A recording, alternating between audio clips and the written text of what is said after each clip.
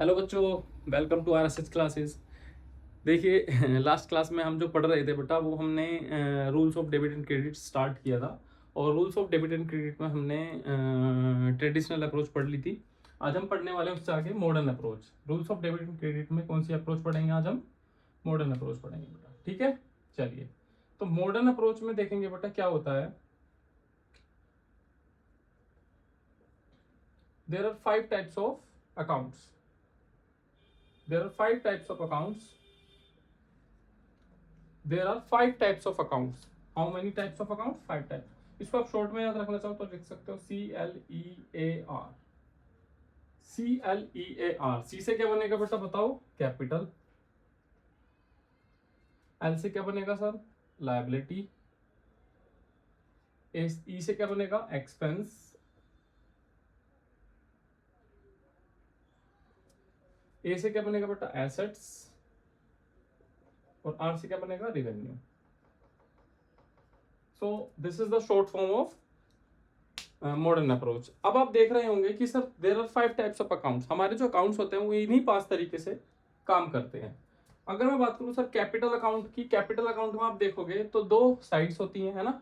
एक होती है इंक्रीज, एक डिक्रीज। या तो अगर कैपिटल या तो इंक्रीज होगा या डिक्रीज होगा। जो भी चीजें हैं मैं आपको बता देता हूं यहाँ पर। या तो कोई चीज इंक्रीज होगी, यस या नो, या फिर डिक्रीज होगी। भाई या तो कैपिटल इंक्रीज होगी या डिक्रीज होगी, यस या नो। अगर कैपिटल इंक्रीज है, क्या है? कैपिटल इंक्रीज है तो क्या होगा बताओ? क्रेडिट। क्या होगा बेटा? क्रेडिट। कैपिटल अगर इंक्रीज है तो क्या होगा? क्रेडिट होगा। अगर कैपिटल इंक्रीज है तो क्या होगा बेटा? क्रेडिट होगा। और कैपिटल अगर डिक्रीज है तो क्या होगा? डेबिट होगा।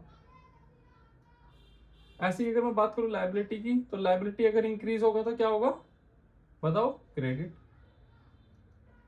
और डिक्रीज होगा तो डेबिट।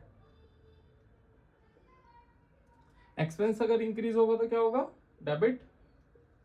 डिक्रीज होगा तो क्या होगा? क्रेडिट। एसेट्स अगर इंक्रीज होगा तो डेबिट, डिक्रीज होगा तो क्रेडिट। रिवेन्यू अगर इंक्रीज होगा तो डेबिट, सॉरी क्रेडिट।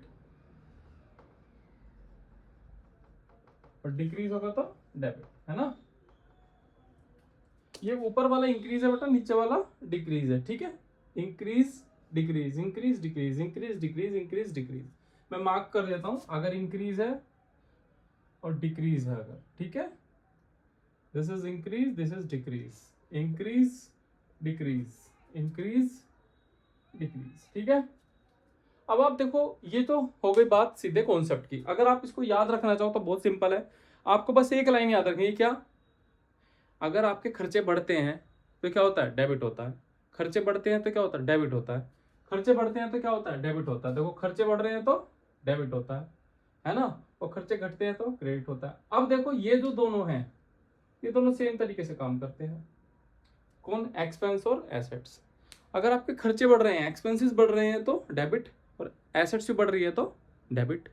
और बाकी के जितने भी अकाउंट्स हैं वो इनके अपोजिट है, ठीक है। एक्सपेंसेस और एसेट्स अगर बढ़ते हैं तो डेबिट होते हैं, घटते हैं तो क्रेडिट होते हैं। बाकी सब तीनों इसके अपोजिट है। हो गया याद, है ना भाई। एसेट्स और एक्सपेंस अगर बढ़ते हैं, इंक्रीज होते हैं तो डेबिट, और घटते हैं तो क्रेडिट। क्लियर है? इसी कॉन्सेप्ट के बेसिस पर मैं आपको एक अकाउंट बनाना सिखा देता हूं। इसमें कभी कभी आपसे टी शेप अकाउंट वो पूछता है। टी शेप अकाउंट अगर उसने पूछा है तो कैसे बनाएंगे? देखो, टी शेप अकाउंट वो आपसे पूछता है जनरली केसेस में। तो टी शेप अकाउंट आपने क्या करना है, जो भी चीज है वो आपसे बनाने के लिए पूछ रहा है, जिस भी अकाउंट को, उसको आपने सबसे पहले ये चेक करना है कि वो अकाउंट क्या है। वो क्या, वो लायबिलिटी है, क्या वो कैपिटल है, क्या वो एक्सपेंस है, क्या वो एसेट्स है, क्या वो रिवेन्यू है। जैसे मैं बात करूं, अगर आपसे पूछा उसने कि सर मशीनरी अकाउंट बनाइए, क्या बनाइए? Machinery account. अब आप जब मशीनरी अकाउंट बनाओगे तो मशीनरी क्या होती है सर? एसेट्स होती है। तो एसेट्स में ये वाला फॉर्मूला लगेगा कि डेबिट इंक्रीज, क्रेडिट डिक्रीज। समझ गए या नहीं समझे? एग्जांपल ले लेते हैं सर मशीनरी अकाउंट का ही, है ना। सर आपने मशीन अकाउंट बनाना है, बनाइए चलिए मशीन अकाउंट। अब आप बताइए, अगर आप मशीन अकाउंट बनाएंगे तो मशीन जो बढ़ती है वो कैसे बढ़ेगी? जब आप उसको परचेज करोगे, यस या नो। भाई मशीन की वैल्यू कैसे बढ़ेगी? जब आप उसको परचेज करोगे ना, तो आपने लिखना है डेबिट में उसके बढ़ने की वैल्यू। मैं एक हाइपोथेटिकल कंडीशन ले रहा हूं और एक अपने तरफ से ही कोई क्वेश्चन डाल दे रहा हूं, है ना। आप देखोगे आपकी बुक में इसी तरीके का क्वेश्चन आपको मिलेगा कि मशीनरी अकाउंट जो है उसमें अगर उसकी मशीन की वैल्यू बढ़ती है, बढ़ेगी कैसे, जब आप उसको खरीदोगे।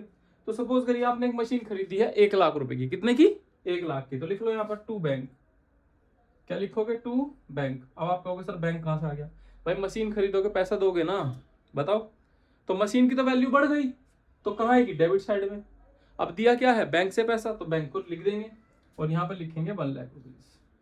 इसकी अगर मैं जनरल एंट्री पढ़ूं तो मशीनरी जब बढ़ती है तो जनरल एंट्री क्या होगी, machine account debit to bank account. तो मशीन के क्योंकि डेबिट साइड में आएगी तो इसलिए हमने इसको डेबिट में लिखा टू बैंक। अब मैं कहने लगूँ सर मशीन की वैल्यू घट रही है, क्यों घट रही है, डेप्रिसिएशन लगा उसको। तो क्या लिखेंगे, बाय डेप। क्या लिखेंगे, बाय डेप। सपोज करिए 10% डेप्रिसिएशन लगा और ये हुआ 10,000। अभी मैं डेट की बात नहीं कर रहा हूँ क्योंकि डेट जब हम बात करेंगे जब हम डेप्रिसिएशन पढ़ेंगे। अभी फिलहाल हम बस ये बात कर रहे हैं कि सर मशीन की वैल्यू बढ़ी खरीदने की वजह से, तो हमने यहाँ पर 1 लाख रुपए लिखा उसके डेबिट साइड में। अगर मशीनरी की वैल्यू कम हुई 10,000 रुपए, किस वजह से, डेप्रिसिएशन की वजह से, तो हमने कहा लिखा क्रेडिट साइड में 10,000 रुपए। अब आप देखो कि मशीनरी की वैल्यू फिर से घट गई, कैसे घट गई सर, आपने वो बेच दी मशीन, तो यहाँ पर लिख दो बाय बैंक। आपने मशीन बेच दी, सपोज करो 50,000 की या 40,000 की आपने मशीन बेच दी, ठीक है। अब आप बताइए, आपसे कहने लगे सर मशीन का बैलेंस निकाल के दिखाओ, तो क्या आएगा, 40 और 10 50, 1 लाख में से 50,000 के कितने बचेंगे, by balance sheet, that is our balance of 50,000। यही है हमारा पूरा मशीन अकाउंट। यहां पर हम टोटल लिख लेंगे। क्लियर है बच्चे। सो this is our modern approach of rules of debit and credit. Hopefully आपको अच्छे से समझ में आ गया होगा ये, है ना। जाइए क्वेश्चन कीजिए इस चैप्टर के, होपफुली आप सारे क्वेश्चन आसानी से कर पाएंगे। ठीक है बेटा, अगर अच्छा लगा है तो लाइक कमेंट शेयर कर देना। चलिए।